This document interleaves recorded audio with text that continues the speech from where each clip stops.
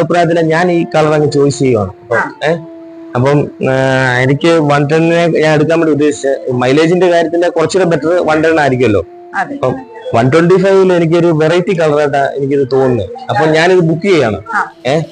അപ്പം വേറെ എന്തെങ്കിലും ഇതിന്റെ ഒരു 110 125 തമ്മിൽ എന്തെങ്കിലും വേറെ എന്തെങ്കിലും വ്യത്യാസം വല്ലതും ഉണ്ടോ? ഇതിനകത്തില് ബ്രേക്കിംഗ് എഫിഷ്യൻസി കൂടുതൽ കിട്ടാൻ വേണ്ടി ഡിസ്ക് ബ്രേക്ക് ആണ്. സാധനം കുറച്ച് കയറ്റമൊക്കെ കയറണം, കുറച്ച് സാധനങ്ങളൊക്കെ ഏറെ കൊണ്ടുപോകണമെന്നുണ്ടായിരുന്നു. കുറച്ചുകൂടെ ബെറ്റർ 125. ആ പവറിനനുസരിച്ച് വണ്ടിയുടെ മൂവ്മെന്റ്സിൽ വ്യത്യാസം. അപ്പൊ അങ്ങനെയാണെങ്കിൽ ഞാൻ ഇത് ബുക്ക് ചെയ്യാം. ഇതൊരു വെറൈറ്റി കളറാ. ഓക്കെ, ശരി. അന്നേരം ബാക്കി കാര്യങ്ങൾ എന്നാൽ മുന്നോട്ട് പോവാം. അപ്പം എന്തൊക്കെയാണ് പേപ്പർ വർക്കുകളെ പറ്റി ഒന്ന് പറയാമോ? നമ്മൾ ബില്ല് ചെയ്തേക്കുന്നത് ഡേറ്റ് ആണ് 10/10/2025. ഒരു വർഷത്തെ പൊല്യൂഷന്റെ പേപ്പറാണുള്ളത്. 10/10/2026 പൊല്യൂഷൻ പുതിയത് എടുക്കണം. ഒരു വർഷത്തെ പൊല്യൂഷൻ. ഇത് സാറിന്റെ പേരുള്ള ഷോറൂം പ്രൈസിന്റെ ഇൻവോയ്സ് പേപ്പർ ആണ് വരുന്നത്. ഷോറൂം പ്രൈസ് അടക്കമുള്ള ഇൻവോയ്സ് പേപ്പർ. സാറിന്റെ പേര്, അഡ്രസ്സും ഒക്കെ വരുന്നുണ്ട്, ഫോൺ നമ്പർ വരുന്നുണ്ട്. ഇതാണ് ചേസ് നമ്പർ, എൻജിൻ നമ്പർ. അപ്പൊ നമുക്ക് RC ബുക്ക് ഇപ്പൊ ഡിജിറ്റൽ ആണ് വരുന്നത്. RC ബുക്ക് ഡിജിറ്റൽ ആകുമ്പോൾ ഒരു 2 മാസത്തിനുള്ളിൽ സാറിന്റെ മൊബൈലിനകത്തോട്ട് നോർമൽ ടെക്സ്റ്റ് മെസ്സേജ് ആയിട്ട് RC ബുക്ക് ഡൗൺലോഡ് ചെയ്യാനും കൊണ്ട് വരും, മെസ്സേജ് വരും. ഇപ്പൊ നമ്മൾ അക്ഷയായി പോകുന്നതിൽ നമുക്ക് ഇവിടെ ഷോറൂമിൽ വന്നാൽ ഡൗൺലോഡ് ചെയ്യാം. അതെല്ലാം നമുക്കൊരു RC ബുക്കായിട്ട് തന്നെ ഡൗൺലോഡ് ചെയ്ത് ലാമിനേറ്റ് ചെയ്തെടുക്കണമെന്നുണ്ടെങ്കിൽ അക്ഷയായി പോവുകയാണെന്നുണ്ടെങ്കിൽ അതങ്ങനെ നമുക്ക് ലാമിനേറ്റ് ചെയ്ത് എടുക്കാൻ പറ്റും. അപ്പൊ നമുക്ക് നേരത്തെ ഈ 125 ഓൺ റോഡ് പ്രൈസ് ഏകദേശം എത്ര ഉണ്ടായിരുന്നു? GST ഉള്ള ഇല്ലാത്ത വണ്ടി വില എന്ന് പറയുന്നത് 99,999 അല്ല, നേരത്തെ. ഇപ്പൊ GST കുറവ് വന്നപ്പം അത് 91,735 എന്നുള്ളൊരു ഏകദേശം 10,000 രൂപയുടെ വ്യത്യാസം വന്നിട്ടുണ്ട്. GST കുറവ്, നല്ലൊരു എമൗണ്ട് ആണ് കുറവ് വന്നിരിക്കുന്നത്. അപ്പം ബാക്കി കാര്യങ്ങളൊക്കെ ഒന്ന് പറയാമോ?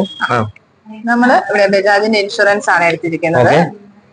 ഇൻഷുറൻസിൽ വന്നേക്കുന്നത് നമ്മൾ ഇൻഷുറൻസ് October 11, 2025 അടുത്ത വർഷം October 10, 2026 ഇൻഷുറൻസ് പുതുക്കണം. തേർഡ് പാർട്ടി ഇൻഷുറൻസ് 2030 വരെ. അപ്പം നമുക്ക് 1 ഇയർ മാത്രമേ ഇൻഷുറൻസ് ഫുൾ കവറേജ് ഉള്ളൂ. അതെ, 1 ഇയർ മാത്രമേ ഇൻഷുറൻസ് ഫുൾ കവറേജ് ഉള്ളൂ. അതായത് ബമ്പർ ടു ബമ്പർ ഇൻഷുറൻസ് ആണ്. നമുക്ക് ബാക്കി ഇരിക്കുന്ന ആൾക്ക്, അതുപോലെ രജിസ്ട്രേഡ് ഓണർ അല്ലാതെ ഒരാള് വണ്ടി ഓടിച്ചു, ഇപ്പൊ സാറ് അല്ലാതെ സാറിന്റെ വൈഫ് വണ്ടി ഓടിച്ചാലും ആ ആൾക്ക് ഇൻഷുറൻസ് കവറേജ് ഉണ്ട്.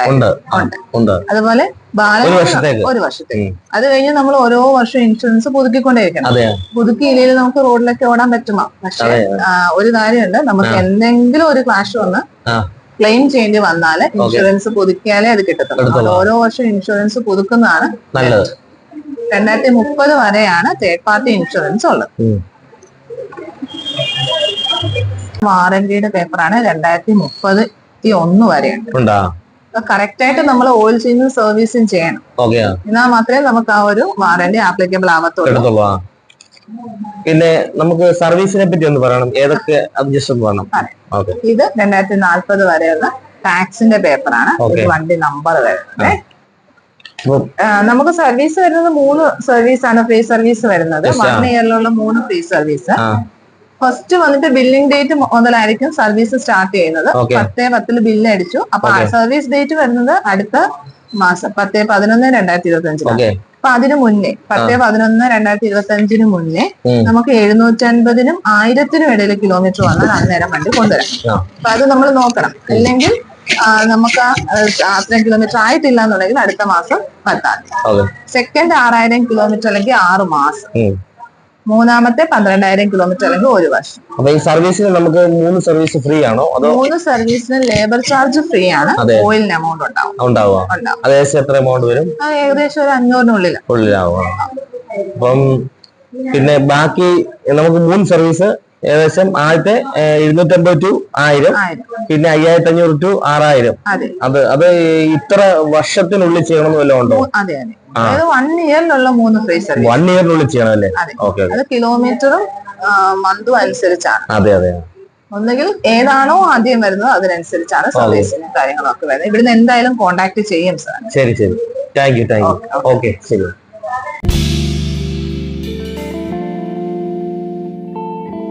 അച്ഛനെ, എനിക്ക് അഡീഷണൽ ആയിട്ട് ഞാൻ ഇവിടെ സ്ഥിരം വരുന്ന ആളാണ്. അപ്പൊ എന്തൊക്കെയാണ് എല്ലാ പ്രേക്ഷകർക്കും പല ആൾക്കാരും അർച്ചനെ വിളിക്കും. അപ്പം ഇതിനകത്ത് എന്തൊക്കെ കാര്യങ്ങൾ നിങ്ങൾ ചെയ്തു തന്നിട്ടുണ്ട് എനിക്ക്? ഫിറ്റിംഗ്സ് ആയിട്ട് നമുക്ക് വന്നേക്കുന്നത് സൈഡ് സ്റ്റാൻഡ് ഓൾറെഡി വണ്ടിയുടെ കൂടെ ഉണ്ട്. ലേഡി സ്റ്റെപ്പ് വരുന്നുണ്ട്. സീറ്റ് കവർ, ഈ പ്രൊട്ടക്ഷൻ ഗാർഡ് നമ്മൾ സിൽവർ ആണ് ചെയ്തേക്കുന്നത്. ഹെൽമെറ്റ് ഉണ്ടല്ലേ? അതെ. ഇതിപ്പം എല്ലാവരും ഇവിടെ നമ്മൾ വണ്ടി എടുക്കുന്നവർക്കെല്ലാം ഹെൽമെറ്റ് ഗവൺമെന്റ് റൂൾ ആണ്. ഡീലർ ഒരു ഹെൽമെറ്റ് കൊടുക്കണമെന്നുള്ളത്. നമ്മൾ ഹാഫ് സൈസ് മീഡിയം ഹെൽമെറ്റ് ആണ് പ്രൊവൈഡ് ചെയ്യുന്നുണ്ട്. അച്ഛനെ, എനിക്ക് ഈ തിരുവല്ലയില് ഞാൻ ഹോണ്ടയുടെ ഷോറൂം വന്നിട്ട് നല്ല രീതിയിൽ നിങ്ങൾ ഡീലും കാര്യങ്ങളൊക്കെ ചെയ്തിട്ടുണ്ട്. അപ്പം എന്റെ അഭിപ്രായത്തില് പ്രേക്ഷകരായിട്ടുള്ള ആൾക്കാര് തീർച്ചയായിട്ടും നമ്മുടെ തിരുവല്ല, ചങ്ങനാശ്ശേരി, പത്തനംതിട്ട ആ ജില്ലയിലൊക്കെയുള്ള ആൾക്കാര് തീർച്ചയായിട്ടും അർച്ചനെ കോണ്ടാക്ട് ചെയ്യുക. അർച്ചന വേണ്ട പോലെ എല്ലാ കാര്യങ്ങളും, ആക്സസറീസ് ആണെങ്കിലും എന്ത് കാര്യങ്ങളും നല്ല രീതിയിൽ തരികയും വണ്ടിയെ പറ്റിയുള്ള എല്ലാ കാര്യങ്ങളും വിശദമായിട്ട് പറയുകയും ചെയ്യും. തീർച്ചയായിട്ടും ഞാൻ നമ്പർ വീഡിയോ കൊടുക്കുന്നുണ്ട്. അപ്പം എന്ത് കാര്യങ്ങൾക്കും കോണ്ടാക്ട് ചെയ്തോളൂ അല്ലേ? അപ്പൊ ശരി, ഓക്കെ, താങ്ക് യു.